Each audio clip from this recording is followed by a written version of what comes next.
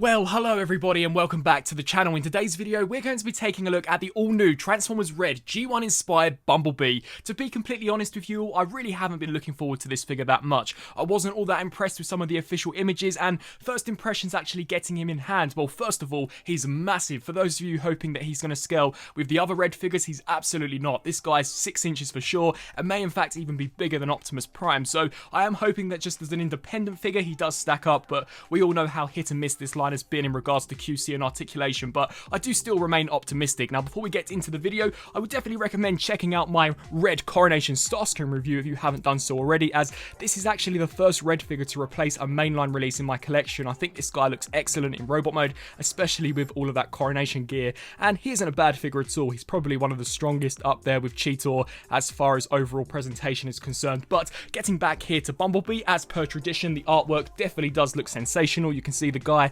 looks really awesome. We've got that disintegrating effect, much like Thanos has actually snapped him out of existence, which I may or may not actually hope he has towards the end of this video. Robot enhanced design is what Red stands for. You can see here on the side we've got some of the accessories. For one reason or another, Bumblebee does in fact come with an Energon cube, which I believe we've seen with Soundwave and maybe RC and probably Cheetor. Taking a look here at the back, you can see Bumblebee looks excellent here from these product shots, although they do appear to be utilizing some of that siege battle damage here on the arms, and I really have no idea why this choice was made, as I don't believe G1 Bumblebee was ever really battle-worn. But nevertheless, let's crack Bumblebee open and see what monstrosities or masterpieces await us inside.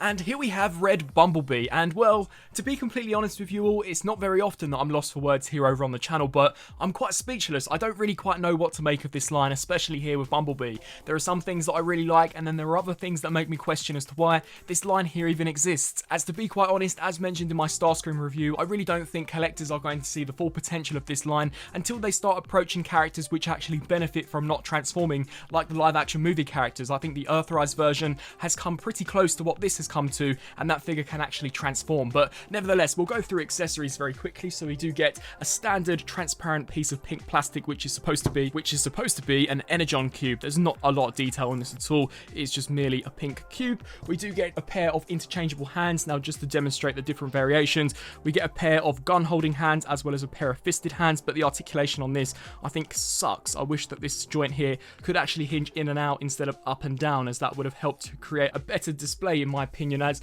who's going to want to pose a fist up like that or pose it down? I'm pretty certain that many collectors would want to curl that in, but nevertheless, we also do get included 2 blast effects, and you can see these are pretty similar in design. They've merely just been cast out of some translucent orange plastic and can be inserted into the barrel of his very G1 accurate looking blaster, and that too is also an accessory, but we'll take a closer look at that in just a second.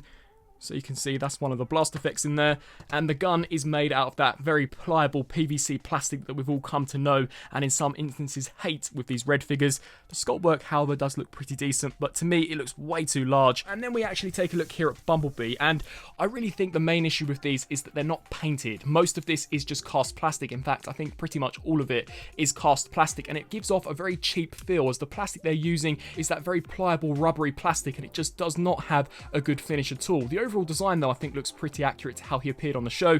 The head sculpt is one of the redeeming aspects, albeit I don't think perfect. To me, it looks a little too much like a Care Bear than G1 Bumblebee, but it's definitely not awful by any stretch of the imagination. You can see some nice white and blue paint apps there, with quite a decent sculpt for the main head as well as the horns, and you can see some nice panel lining here at the back. The chest piece is completely pliable, and this can in fact be removed to reveal some interior detailing, but we'll go into that later on when we take a look at articulation. You can see some silver paint apps, which I have no idea as to why this figure has got that awful siege battle damage effect on him. For the most part, Bumblebee was always a clean character, so not quite sure as to why they've decided to add some silver here on the arms. You can see some nice detailing here for the inner section of the arm, some nice sculpt work for the bicep as well as here for the shoulder.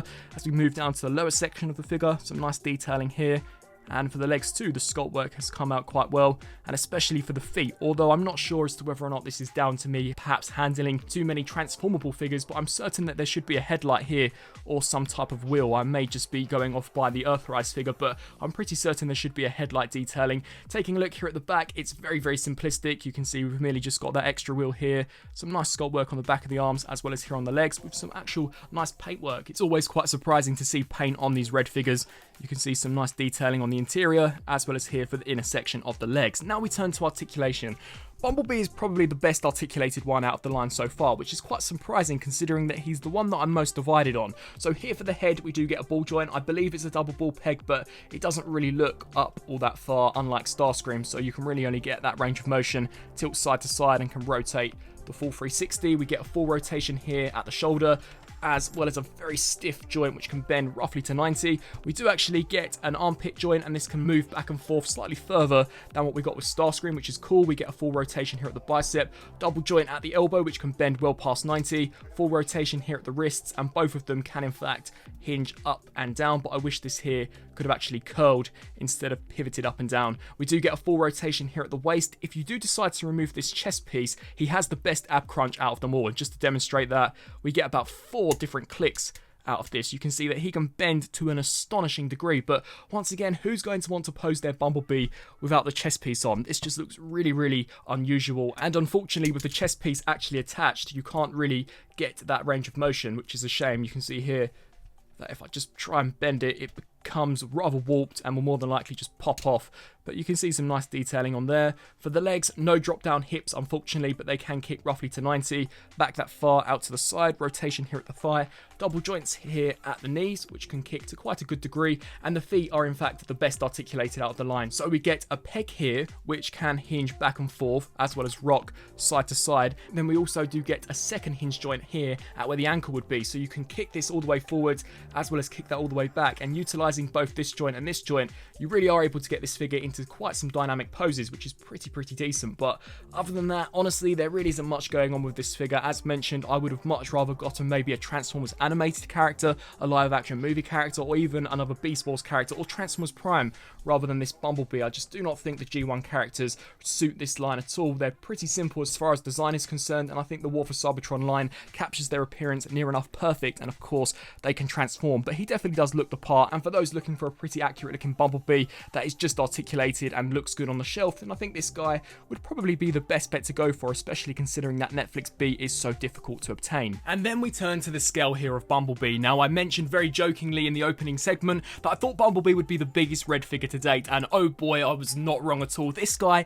is enormous, and once again, it really does pose the question as to what Hasbro's purpose with this line truly is. If this is supposed to be the Black Series or Marvel Legends of the Transformers line, then these guys should really all be in scale with one another. If you've got a smaller character in Marvel Legends or Black Series, Hasbro just tend to include more accessories, or maybe package him as a deluxe figure or at a smaller price point. With Red, they just appear to be making them all 6 inches, which I think is going to turn many collectors off, as this guy looks ridiculous amongst Optimus Prime and Megatron, and really wouldn't even scale with your Generations figures, as he's essentially Voyager as far as scale is concerned. I'm not denying that he doesn't look good, but as far as the scaling is concerned, honestly, this line really needs to sort itself out. I have no idea what Hasbro's actual purpose is with this line, but nevertheless, you can see here we've got him compared next to Megatron and Prime, and he is in fact bigger than both of these characters. You can see here with Optimus, he is in fact slightly bigger than Prime, and here with Megatron, you can also see that he is quite a bit bigger than Megatron. And if I just bring in a War for Cybertron comparison, here we have the Netflix Deluxe Bumblebee, and you can see how significantly bigger he is when in comparison to this figure. And to be quite honest, if you can track this one down, I would recommend this anytime, night and day, over this particular Red version. And wrapping up, here we have Bumblebee compared next to some of the other Red Decepticons. And that was my review for Transformers Red G1 inspired Bumblebee. As you probably guessed throughout this review, I am not happy with this figure at all. I think the overall presentation is decent, but I still think they should be painted better. I'm not a massive fan of the plastic that Hasbro are using for these figures. It's very gummy, pliable, and feels quite cheap, to be completely honest, and it definitely doesn't have a nice finish, meaning that Bumblebee and even Starscream look very plain as far as visual appearance is concerned. I think the articulation is still mediocre. Whilst Bumblebee is a little better articulated than some of those Wave 1 figures, he's still not 100% perfect, and I do find the removing chest piece to be honestly quite lazy. They could have added an extension in that waist joint for you to pull out in order to maximise posability when actually getting him into some dynamic poses, but as it stands, they've basically kept it to the bare minimum. I think the scale is a massive issue. I really think this line could be something special. Can you imagine having a non-articulated Transformers line that had superb articulation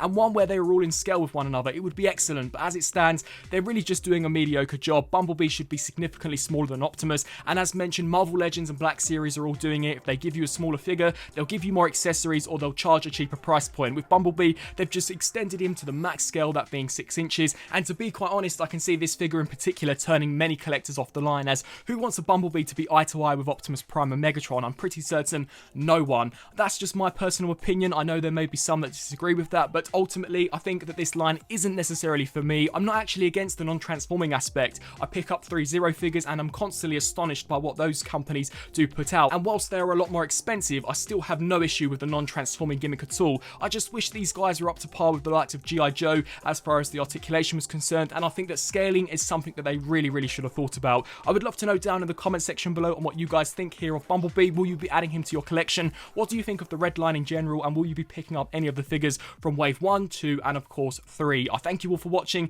and until my next video I'll see you then. Thanks for watching.